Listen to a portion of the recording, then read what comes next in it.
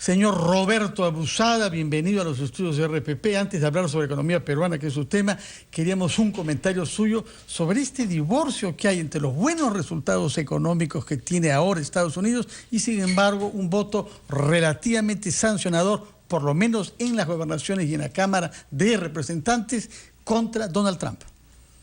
Yo creo que es un cambio muy grande, contrariamente a lo que vengo oyendo en radioprogramas. Es que hayan ganado los diputados, los representantes, va a representar para Trump un problemón. O sea, para empezar le van a pedir su declaración de impuestos, que no la quiere dar. Se puede meter en un impeachment, por ejemplo, ¿no? Se puede meter en un impeachment. La Cámara de Representantes tiene lo que se llama el poder de supina, es decir, pedir lo que le da la gana, ¿no? Y ahora, además, Mueller, que está investigando el affair de las elecciones y la influencia rusa, va a sentirse más empoderado para hablar, ¿no? Entonces yo creo que la nueva speaker, como le llaman, de la Casa de Representantes, es la señora Nancy Pelosi, que tiene una habilidad política aparentemente fabulosa para concertar porque los grupos no son homogéneos.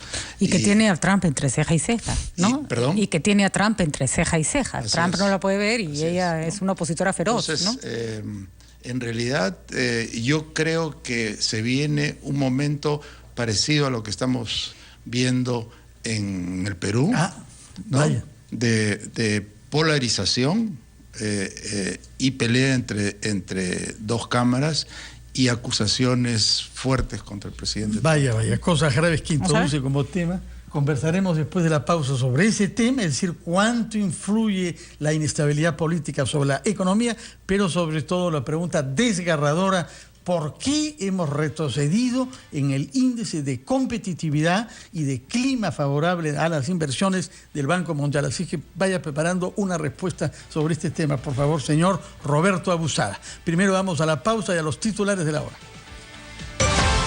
Y queríamos luego llevarlo al tema específico de los índices de competitividad, que se expresan en cosas tan concretas como cuánto tiempo demora obtener un permiso de construcción. Bueno, el Perú es la república del permiso, en realidad.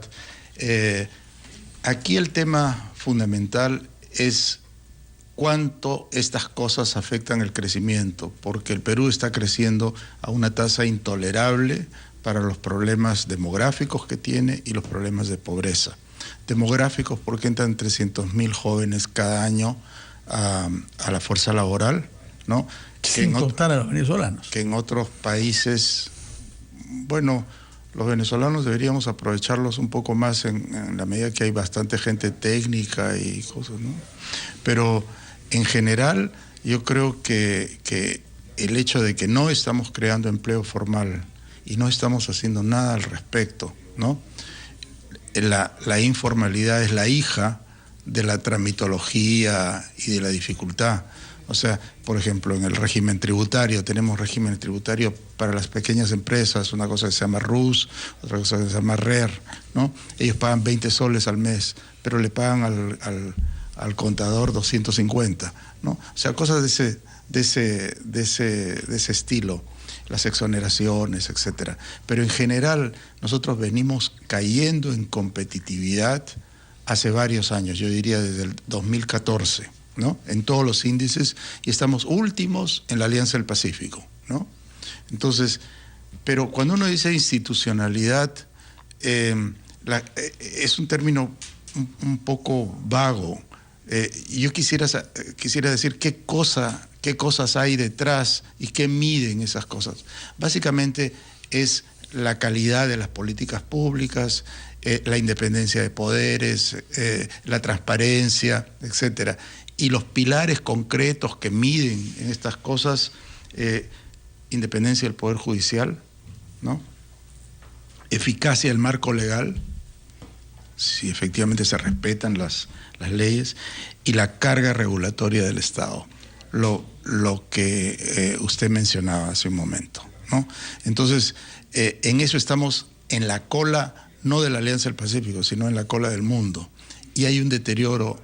Entonces, si es que hay deterioro institucional, la manera como se fabrican las leyes y qué sentimiento hay en el mundo de los negocios, es decir, en la capacidad de toda la población para crear riqueza, ¿no? Se va deteriorando.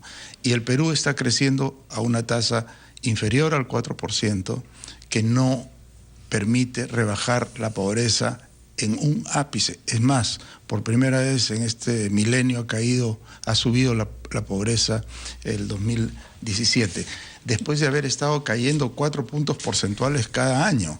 Entonces, no es que eso lo vamos a resolver con programas sociales, no hay programa social que te resuelva ese problema. El problema es que tenemos que generar crecimiento. Y hace algunos años el Perú tenía un potencial de 6% y crecíamos a veces más que el potencial, ¿no?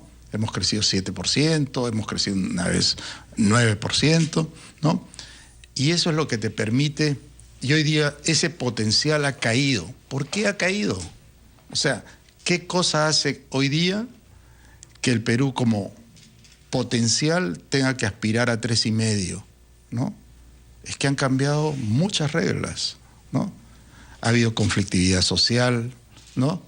Ha habido problemas con minería, ha habido problemas con las industrias extractivas en general. Ha habido corrupción en grandes megaobras, que no es poca cosa, ¿no? Ha habido corrupción, pero generalizada. Y nosotros vemos los proyectos emblemáticos, pero si uno va a los gobiernos subnacionales y locales, la corrupción es endémica. No es que es 10% de las obras, son todas. Cuando crecíamos a 5, 7, sí, 8, ¿era porque habíamos mejorado en productividad o porque el contexto económico más bien favorecía ese crecimiento? Porque totalmente de acuerdo con que todos estos problemas, si no se resuelven, no hay manera. Pero no hemos mejorado nada. Incluso cuando crecíamos a ritmos mucho más acelerados, estos mismos problemas existían, ¿no? Lo que pasa es que el impulso de las reformas originales de hace 25 años se empezó a sentir. Entonces, el Humala, por ejemplo, ha tenido los primeros 2 años muy buena tasa de crecimiento. ¿Pero por qué? Porque entraron proyectos grandes que se empezaron a gestar muchísimo antes. No es que la minería sea la panacea, pero cuando se construye un megaproyecto en la etapa de construcción, esos 4 años, hay una actividad tremenda en la industria metalmecánica, en el comercio, en la construcción, genera muchísimo impacto. Nosotros no estamos teniendo proyectos importantes y la mayoría de los proyectos importantes están parados. ¿Cómo es posible que salga un ministro a decirnos que ya no va a ser el 2019 que se abre el metro de la línea 2, sino que va a irse al 2024, que la segunda pista del aeropuerto, una cosa que está colapsada, va recién estar lista en 4 años? O sea, hoy día alguien que produce cacao o café en Quillabamba o produce quinoa en Ayacucho, lo que recibe al final está mermado de una manera criminal por los costos logísticos. Hoy día, para llegar al puerto del Callao, las vías simplemente son complicadísimas. Entonces, si un cafetero colombiano le cuesta 20% llevar su café, o sea, le resta 20% el costo logístico y al peruano le resta 50%, ¿no? Como sucede, por ejemplo, con algunos productos como la uva, ¿no? Del norte, esta uva de mesa que es muy exitosa en el mundo. Entonces, vemos que podemos tener una economía muy abierta y toda la cosa, pero tenemos problemas muy específicos que merman la competitividad. Y si es el marco legal, si buena parte de esto tiene que ver con simplificación administrativa, con marcos legales más adecuados, con que uno no tenga que pasar por miles de chequeos y normas ridículas en cada uno de los estamentos del Estado, ¿quién lo resuelve? ¿En manos de quién está la reforma más importante? Bueno, ¿no? en las facultades legislativas que empezaron con el presidente Kuczynski, se hizo una muy buena reforma regulatoria que no ha sido puesta en práctica. Reformas que inclusive incluyen lo que se llama en inglés el sunset law, es decir, que si una ley no funciona, se prueba que no tiene efectos positivos, caduca automáticamente. Nada de eso se ha aplicado porque la burocracia está absolutamente haciendo metástasis. ¿A quién correspondía aplicar esas reformas regulatorias que usted aprueba, como la de Sunset Law, pero que no se han llevado a práctica? A un coordinador global del gobierno. En este caso, ¿alguien que haga eso? Bueno, tenemos la oficina del primer ministro, ¿no? Pero el primer ministro tiene que tener, no puede abdicar de su facultad rectora respecto a los gobiernos subnacionales, y hemos balcanizado el Perú aplicando mal una idea muy buena que es la descentralización. Hoy día un narcotraficante con un poco de dinero se puede hacer de una región en el Perú, y estamos con esta idea de que el Perú parecería un estado federal cuando no lo es. Un gobernador del Ande siente que es suya el agua y que no se puede hacer una irrigación sin su permiso. Tiene que... Pero hay acuerdos, ¿sabes? Usted está pensando solamente en Ica o en Huancavelica. Hay un gran avance ahí por el diálogo político, ¿no? Diálogo político. ¿Por qué tenía que haber un diálogo político?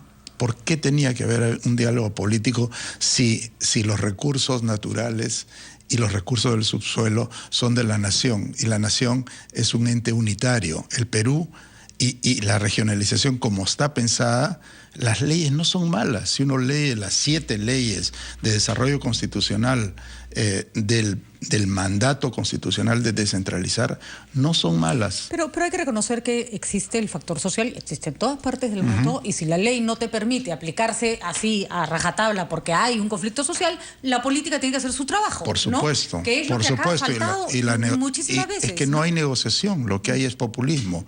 Entonces hay un concurso en el Congreso a ver quién saca más populismo. Entonces, ¿esperaban más la clase empresarial?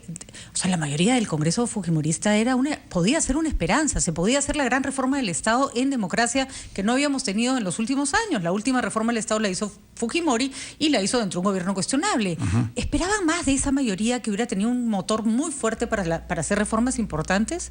Bueno, lo tienen, ¿no? Cuando les dio el berrinche de que habían perdido las elecciones, dijeron una cosa que me pareció muy bien: vamos a aplicar nuestro plan de gobierno, que prácticamente era muy parecido al plan de PPK. No han hecho absolutamente nada. No han hecho una sola reforma. ¿Cuál es la canchita para prohibir la canchita en los cines? O sea, ¿cuáles son las cosas importantes que ha hecho el Congreso en términos de productividad? Nosotros tenemos la legislación más rígida laboral del mundo, en un mundo donde nadie es formal. O sea, ¿de qué sirve ser escandinavos, ¿no? Daneses, noruegos o suecos para una minoría, ¿no? Cuando hay 70%. Cuando hay 70% informal. Centra todas sus críticas en las responsabilidades del Estado. Sí. Pero ¿qué pasa con el sector privado, particularmente sobre la corrupción? Usted ha sido director de Graña y Montero durante varios años. ¿Qué es lo que ha aprendido con esa experiencia? Yo soy director de la nueva institución de esta empresa. Sí. Poca gente sabe que cuando se destaparon estos temas y antes de que se judicialicen, una empresa tan grande como Graña y Montero, que tiene una proporción de 40% en manos de las AFPs, es decir, en manos de los pensionistas o potenciales pensionistas, obligó a todos su plana directiva a renunciar. O sea, el presidente... ¿Qué es lo que no se vio durante esos años que han sido revisados por la Comisión Lavajato, en los que parece que está de manifiesto que había una complicidad corrupta entre grandes empresas y el Estado. Usted critica mucho el Estado, pero ¿qué es lo que podemos decir sobre el funcionamiento del sector privado durante esos años negros? Mire, los años negros no son de esta vez. O sea, lo que pasa es que las compañías brasileras han montado una máquina para corromper. O sea, esto ha tenido dos componentes, un componente de corrupción y otro componente ideológico, ¿no? O sea, cuando Lula le dice dale $3 millones a Humala, le está diciendo dale 3 millones de mi plata, de la que me corresponde, dáselos a Humala, ¿no? Bueno, pero también dice darle $2 millones de dólares a Keiko. O sea, a lo que voy es, no había un plan ideológico, sino había un plan más de asegurar la inversión brasileña en los países a donde entraban. No, y por lo tanto le jugaban a uno u otro candidato. No, fíjese, lo que ha pasado es que las empresas, estas empresas que el Partido de los Trabajadores llamó campeonas, ¿no? Han sido brazos de Itamaraty, ¿no? Entonces, el presidente Lula y la presidenta Dilma, ellos realmente han promovido esta corrupción antes, ha tenido... Antes, ¿no? Hay muchos testimonios que es una práctica del Estado brasileño de antes de Lula. Le metieron $20 millones a la Universidad de Toledo, la corrupción en la época de... No, pero es que el Partido de los Trabajadores ha estado 13 años en el poder, ¿no? Entonces, esto viene de hace mucho tiempo. Pero lo que voy es que no apostaban por una ideología particular. No. Financiaban a uno o a otro de acuerdo con la conveniencia también de las empresas. Esa es la conveniencia de la empresa, como y de la expansión brasileña económicamente, ¿no? Así es. O sea, que ¿no? hay un poco todo. Entonces, ¿no? En realidad, lo que está pasando hoy día en el Perú es que no hay un ambiente de negocios apropiado y conducente a la productividad. Yo acabo de reunirme ayer con un grupo de 15 empresarios y banqueros de varias partes del mundo, y cuando les he explicado, por ejemplo, cómo se ha estado aplicando la interpretación del artículo constitucional sobre despidos, ¿no? Pensaron que había un problema de idioma. O sea, no podían creer que en realidad hoy día uno puede escoger entre una jugosa indemnización, porque es importante la indemnización en el Perú, o una reposición en el mismo puesto, ni siquiera dentro de la empresa, sino en el mismo puesto donde estaba. Eso es incompatible con cualquier tipo de desarrollo. Lo que quizás valdría la pena decir es que en este momento en que flaquea el crecimiento, no es un momento para empezar a dar leyes. Vamos a entrar a la OECD, entonces ponemos por ejemplo, estas normas antielusivas. Muchas de esas normas antielusivas son buenas y existen en todos los países, pero hay componentes de eso, por ejemplo, que van a ser revocados por el Tribunal Constitucional. Tendrá que volver, señora Posada, para hablar sobre ese tema tributario que introduce, es muy importante. Hemos excedido nuestras propias normas de tiempo, discúlpenos usted, como pedimos disculpas también acá, porque yo pienso que ameritaba aprovechar de su experiencia tanto en el sector público como en el Estado para tener más claridad sobre por qué nuestro país retrocede en los índices de competitividad. Roberto Posada, muchas gracias, que tenga un buen día. No pierda, por favor, la fe en la economía de nuestro país. 9:21, nos vamos a una pausa y regresamos para hablar sobre clima. Y lo haremos con un especialista de cambio climático en las Naciones Unidas.